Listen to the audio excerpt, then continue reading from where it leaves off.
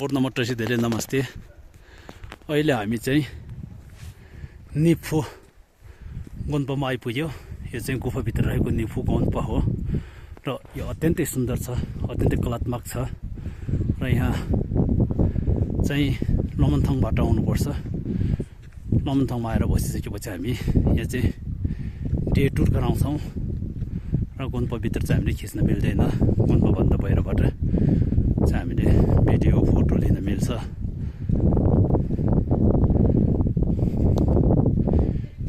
यो चाहिँ निफु गोन्पा र निफु गुफा पनि भन्छ। गुफा माथिबाट नै गोन्पा निर्माण गरिएको हो र यो निफुको पछाडि चाहिँ नुर्बुलिङ र यो माथि हिउँले ढाकेको भित्र चाहिँ रिन्जिलिङ। अनि यो पारी चाहिँ ठ्याक्कै यो दजा पताकाको पछाडि देख्ने चाहिँ यो चाहिँ त्यहाँ चाहिँ 55 जियाले जोङ गुफा। त्यो जोङ गुफा चाहिँ प्राचीन मानव बसेको चाहिँ सभ्यता रहेको चाहिँ गुफा हो, जोङ गुफा।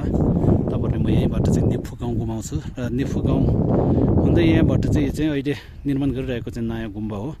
योभन्दा मुनिको गाउँले चाहिँ छोसर गाउँ भनिन्छ। छोसरबाट यहाँ आइपुगिन्छ भने यो डिलको पछाडि चाहिँ कञ्चलिङ चाहिँ यो डिलको पछाडि पर्छ र लमनथङबाट चाहिँ कञ्चलिङ मजाले गाडीमा गएर चाहिँ दर्शन गरेर त्यहाँबाट फर्केर चाहिँ आएर चाहिँ यहाँ जोङ गुफा अनि रिन्जिलिङ जान सकिन्छ। रिन्जिलिङ जाँदा चाहिँ त्यो पर अलिक रातमाटे देख्ने बाटो ठाडै उकालो गएर चाहिँ माथि पछाडि चाहिँ रिन्जिलिङ एकदम राम्रो छ, अत्यन्तै सुन्दर छ।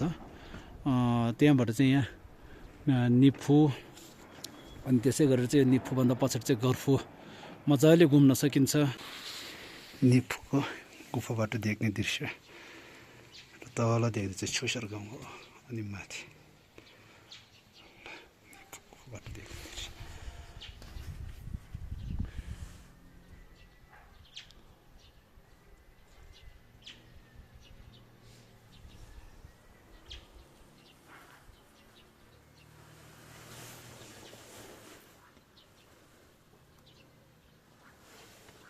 निफुको गुफाबाट बाहिर निक्लेपछि देखिने दृश्य यही हो। निफु अनि छोसर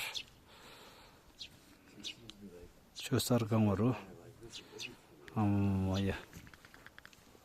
एकदम राम्रो छ। यहाँबाट चाहिँ यो सबै यसरी गुफामा नै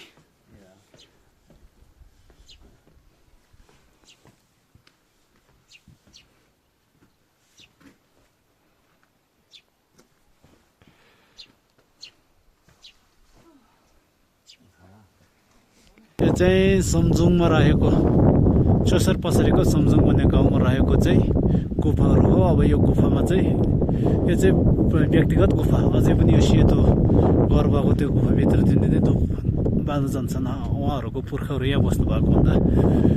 यो चाहिँ सम्जुङ गाउँ एकदम राम्रो छ, सम्जुङ गुफा पनि। अब यहाँबाट चाहिँ यसरी देख्ने दृश्यहरू र यहाँ अहिलेको सम्जुङ गाउँ चाहिँ त्यहाँ गुफाबाट सरेर चाहिँ यसरी घर बनाएर बसेको छन् भने ठ्याक्कै यही घरहरू हो अहिलेको चाहिँ। अनि यहाँबाट माथि यो पछाडि चाहिँ एउटा होटल पनि बनाएको छ, त्यहाँतिर चाहिँ मजाले अहिले पनि गुफाभित्र चाहिँ बस्न मिल्छ।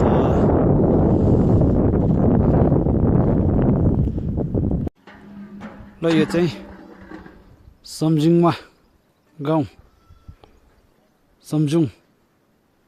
सम्जुङभन्दा माथि रहेको गुफाहरू। सम्जुङ गाउँ एकदम ठुलो छ र यहाँ धेरै गुफाहरू चाहिँ रहेको छ। ल सबैजना आउँदा चाहिँ मजाले कराला नाका मात्रै नगरेर यसरी गाउँ घुम्नुभयो भने तपाईँहरूले मजाले दृश्य अवलोकन गर्न सकिन्छ। नेपाल अत्यन्तै सुन्दर छ।